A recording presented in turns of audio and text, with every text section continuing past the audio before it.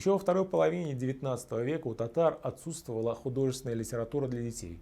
Народные сказки не всегда были рассчитаны на детского читателя. Их содержание и смысл подчас базировался на откровенно взрослых сюжетах.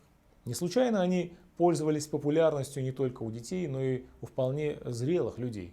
В начале XX века возросло количество художественных произведений, адресованных маленьким читателям. Особую роль в развитии детской литературы сыграл поэт Габдулла Тукай. Помимо публицистических заметок о необходимости этого жанра, он писал и прекрасные стихотворения для малышей. Оставаясь, по замечанию современников, большим ребенком, он часто обращался к фольклору.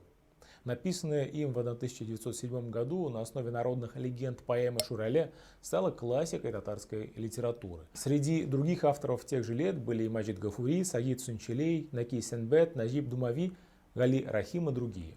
Практически каждый татарский журнал и газета выделяли место для детской литературы. В татарских издательствах выходили целые серии книг: «Школьный подарок», «Детский сад», «Детская душа», а также «Детская библиотека». В 1908 году издали специальный детский календарь на татарском языке. Помимо специально написанных для детей текстов в этих книгах имелись рисунки, что для российских мусульман было новшеством.